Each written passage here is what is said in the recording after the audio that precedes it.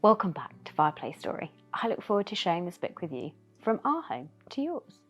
Today we're going to be reading Nessie Celebrates Christmas, written by Isla Wynter and illustrated by Ari Vampari. Have you noticed my beautiful Christmas tree?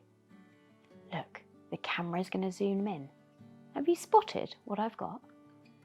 That's right. You see the gingerbread men and the gingerbread houses. That's one of my favourite things to do at Christmas, is make gingerbread houses. I wonder what you're doing.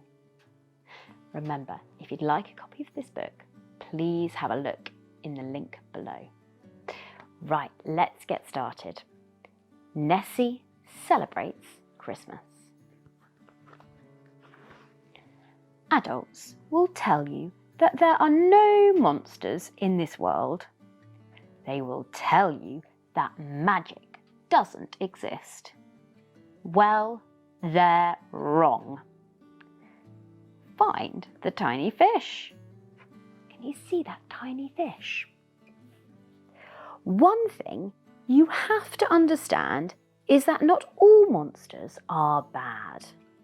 Some are friendly and very misunderstood. This is the tale of one of those not so evil monsters.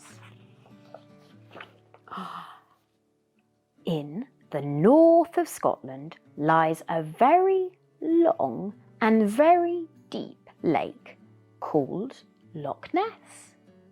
If you don't know, Scotland is part of the United Kingdom. For many years, people had been whispering about a monster living in the loch. Some say she's a dinosaur who survived even when all the other dinosaurs disappeared. Others say she's a dragon or a sea serpent, but they all agree on her name, Nessie. If you dive deep into the loch, you'll find that Nessie doesn't look as scary as everyone thinks. She's got beautiful green eyes, long flippers, and a tail that she uses to swim. She likes to wear a bright red scarf because the water of the loch is very cold. It is very chilly quite often in those lochs in Scotland. Nessie spends most of her time playing with the fish in the loch, but sometimes she swims up to the surface to peek at the humans. They're strange creatures. They go on boats because they don't like to get wet. Nessie doesn't understand that. She loves the feeling of the water against her scales. They also use strange instruments to look for Nessie. But of course, she's far too clever to let them see her. And one year they did something even weirder, which is where our story begins. Wow, look what we've got here. The humans put lights on trees. Strange, right? It looks as if they pulled the stars from the sky and wrapped them around tree branches. They also put colourful decorations on the trees, like baubles and garlands. Nessie was very confused by that. Why would anyone want a tree to glow at night? So she asked some of her fish friends, but none of them knew why the humans were doing this. Maybe they're talking to the stars, Tom the Trout suggested. signalling them to come to Earth. No, I think they're scared of the dark and want to make the nights brighter, Susie the salmon said. Ella the eel had an idea. Go and ask the otter. He watches the humans a lot. Maybe he knows. Nessie swam to the other end of the loch, where Otto the otter lives. He's very old and usually keeps to himself, but he's always liked Nessie. Why do the humans have lights on the trees? Nessie asked, while Otto made her some of his famous algae tea. Why, that's because it's Christmas, Otto exclaimed. You have never heard about Christmas? Nessie shook her head, feeling a little stupid. Poor Nessie. Look. Come with me, Otto said, and together they swam to the banks of the loch until they came to a brightly lit house. They looked through the window. Inside was a human family. They had a big tree in their living room, just like the trees outside. This one was full of lights and baubles. Two children were looking at boxes underneath the tree.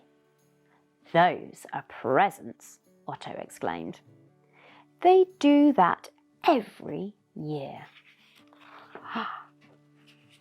Nessie watched the human adults eat and talk and laugh. They seemed really happy. But why? She asked. I don't understand. It's Christmas, Otto said. I've heard them tell a story about a human pup that was special somehow. What I like about it is that everyone comes together to eat and celebrate and be happy. Nessie got a little sad. She wanted to do this too. But then she thought, why not? Otto, can you invite all my friends to visit me tomorrow?